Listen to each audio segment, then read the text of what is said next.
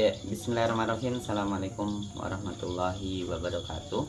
Ya, pada kesempatan ini saya akan mencoba menjelaskan sejarah masuk dan berkembangnya Islam di Nusantara. Ya, masuknya Islam di Nusantara itu sudah dimulai sejak dulu. Sejak zaman prasejarah, penduduk kepulauan Indonesia sudah dikenal dengan aktivitas melayarnya. Sudah siap melayar, sanggup mengarungi lautan lepas. Ya. Sejak awal Masehi sudah ada rute-rute pelayaran dan perdagangan antara kepulauan Indonesia dengan berbagai daerah, khususnya di daerah Asia Tenggara. Ya. Bersamaan dengan itu pula pedagang-pedagang dari luar negeri, salah satunya adalah orang-orang Muslim dari Arab, Persia, India, Cina, juga ada yang sampai ke kepulauan Indonesia untuk berdagang. Kalau nggak salah kurang lebih di abad ke-7 Masehi atau pada 1 Hijriah. Nah, ketika itu Islam sudah berkembang di Timur Tengah. Ya, untuk Indonesia, Malaka sebelum ditaklukkan Portugis, yaitu pada tahun 1511, merupakan pusat utama lalu lintas perdagangan dan pelayaran. Ya, dari situlah Islam mulai ada proses masuk ke Indonesia. Ya. Kemudian untuk masuknya Islam di Indonesia itu ada beberapa teori. Yang pertama, teori Mekah. Dalam teori Mekah ini mengatakan bahwa proses masuknya Islam ke Indonesia adalah langsung dari Mekah atau dari Arab. Proses ini berlangsung kurang lebih pada abad ke-7 Masehi. Ya. Tokoh yang memperkenalkan teori ini adalah Haji Abdul Karim Amrullah, atau kita kenal dengan nama Hamka, yaitu salah satu tokoh agama sekaligus sastrawan dari Indonesia. Yang kedua, teori Gujarat. Dalam teori Gujarat ini mengatakan bahwa proses kedatangan Islam ke Indonesia berasal dari Gujarat, yaitu pada abad ke-7 Hijriah atau abad ke-13 Masehi. Ya. Gujarat ini terletak di India bagian barat, berdekatan dengan Laut Arab. Tokoh yang mensosialisasikan teori ini kebanyakan adalah sarjana dari Belanda. Ya. Yang pertama kali menyampaikan teori adalah si Pitznapel, yaitu dari Universitas Leiden, yaitu tepatnya pada abad ke-19. Kemudian teori yang ketiga yaitu teori Persia. Dalam teori Persia ini mengatakan bahwa proses kedatangan Islam di Indonesia berasal dari Persia atau dari Parsi. Kalau yang saat ini kita kenal dengan negara Iran. Ya. Pencetus dari teori ini adalah Husain Jajaningrat, ya, sejarah asal Banten. Ya. Dalam memberikan argumentasinya, beliau yaitu Bapak Husain lebih menitik beratkan analisis pada kesamaan budaya dan tradisi yang berkembang antara masyarakat Parsi dengan masyarakat Indonesia. Tradisi tersebut antara lain tradisi merayakan 10 Muharram atau Asyura, ya, sebagai hari suci kaum Syiah atas kematian Husain bin Ali, yaitu cucunya Nabi Muhammad. Ya. Seperti yang berkembang dalam tradisi Tabut di Pariaman di Sumatera Barat. Istilah Tabut atau kalau di Indonesia dikenal dengan keranda diambil dari bahasa Arab yang ditranslasi melalui bahasa Parsi. Kemudian yang terakhir yaitu teori Cina, bahwa dalam proses kedatangan Islam di Indonesia, khususnya di Jawa, berasal dari para perantau dari Cina. Orang Cina telah berhubungan dengan masyarakat Indonesia jauh sebelum Islam dikenal di Indonesia. Pada masa itu, agama Hindu, Buddha, kemudian etnis Cina atau Tiongkok telah berbaur dengan penduduk Indonesia yang terutama melalui kontak dagang. Dari keempat teori tersebut, ya, masing-masing memiliki kelemahan dan kelebihan tersendiri. Tidak ada kemutlakan dan kepastian yang jelas dalam masing-masing teori tersebut. Ya, hal ini meminjam istilah dari Azumadi Azra beliau menyebutkan bahwa sesungguhnya kedatangan Islam ke Indonesia dalam keadaan kompleksitas. Artinya Islam itu masuk ke Indonesia tidak berasal dari satu tempat, ya, peran kelompok tunggal, dan tidak ada waktu yang bersamaan karena kita tahu wilayah Indonesia yang cukup luas. Kemudian kita lanjutkan kondisi dan situasi politik kerajaan-kerajaan di Indonesia sehingga Islam itu kok bisa masuk ke Indonesia. Yang pertama di Pulau Sumatera, ya, pada abad ke-7 sampai ke abad 10 Masehi, ya, Kerajaan Sriwijaya meluaskan kekuasaannya ke daerah Semenanjung Malaka sampai ke Kedah. Datangnya orang-orang Muslim ke daerah itu sama sekali belum memperlihatkan dampak-dampak politik karena mereka datang memang hanya untuk usaha, pelayaran, untuk perdagangan. Kemudian kemajuan politik dan ekonomi Sriwijaya berlangsung sampai abad ke-12 Masehi. Ya, pada akhir abad ke-12 kerajaan ini mulai memasuki masa kemundurannya. Kemudian pada saat yang bersamaan, kelemahan Sriwijaya tersebut dimanfaatkan pula oleh pedagang-pedagang Muslim untuk mendapatkan keuntungan-keuntungan politik dan perdagangan. Mereka mendukung daerah-daerah yang muncul dan daerah yang menyatakan diri sebagai kerajaan yang sudah bercorak Islam, ya, kembangkan. Salah satunya kerajaan Samudra Pasai yang berada di pesisir timur Laut Aceh, ya. Kemudian menjelang abad ke-13 Masehi, di pesisir Aceh sudah ada pemukiman Muslim, ya, ada persentuhan antara penduduk Muslim dengan pedagang Muslim, ya, dan juga penduduk pribumi, ya, sudah mulai masuk. Muslim dari Arab, Persia, India, ini masuk semuanya, ya, di daerah tersebut. Oleh karena itu diperkirakan proses Islamisasi sudah berlangsung sejak persentuhan abad itu.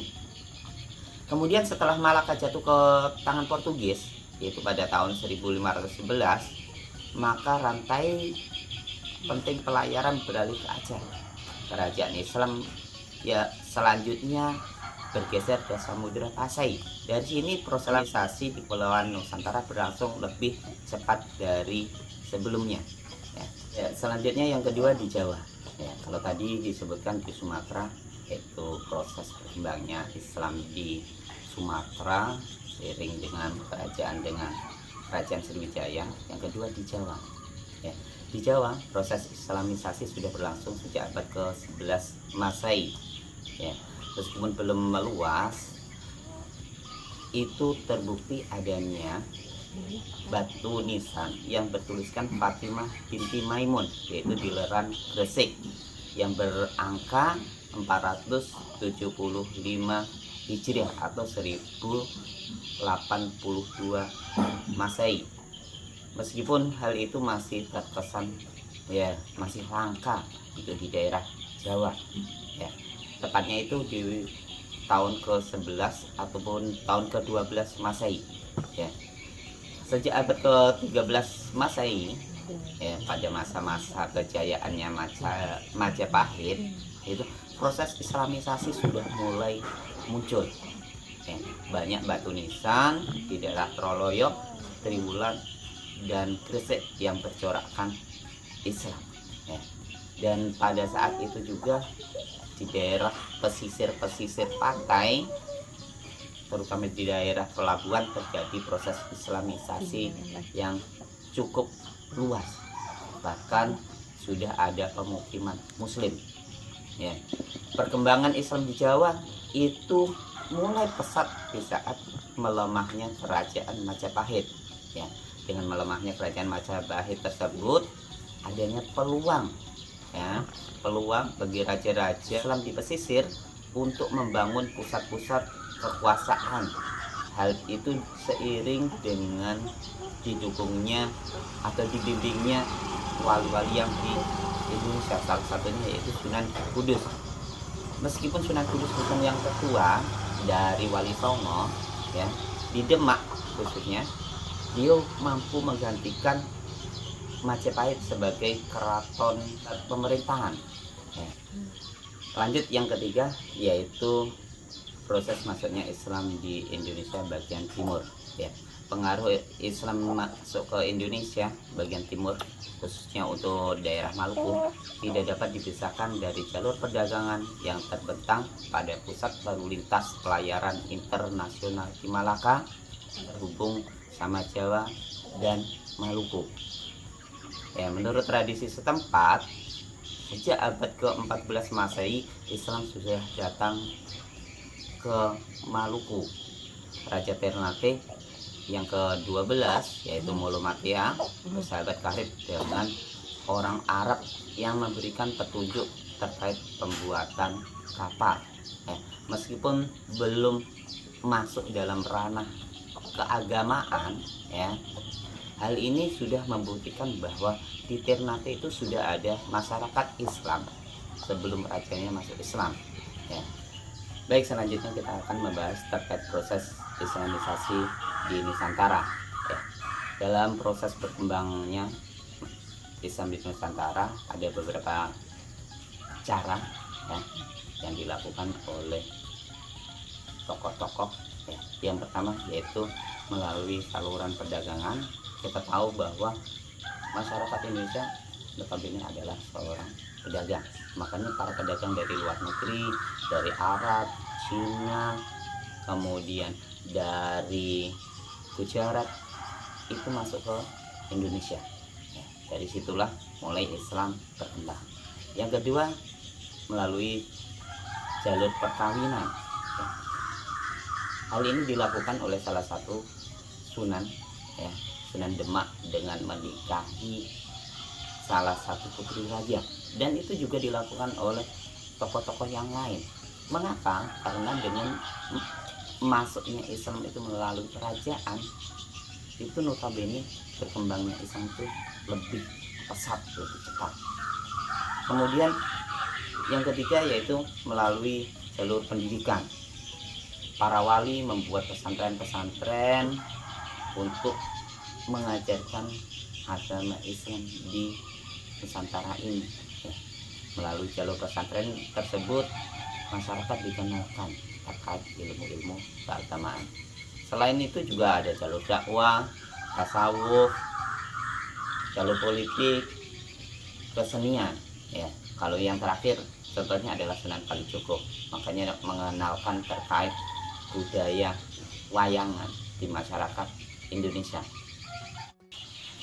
Baik, selanjutnya saya akan membahas terkait dua organisasi besar yang mendukung berkembangnya Islam di Nusantara. Ya.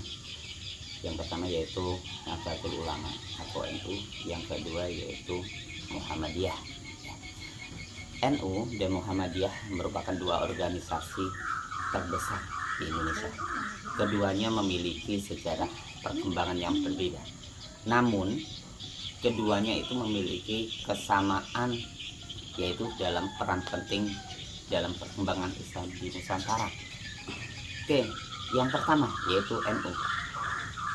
NU atau Nahdlatul Ulama didirikan pada tanggal 31 Januari 1926 di Surabaya, Jawa Timur. NU didirikan oleh para ulama pesantren yang berasal dari berbagai daerah di Jawa dan Madura. Latar belakang berdirinya NU adalah bentuk menyatukan umat Islam di Indonesia yang saat ini sedang mengalami perpecahan.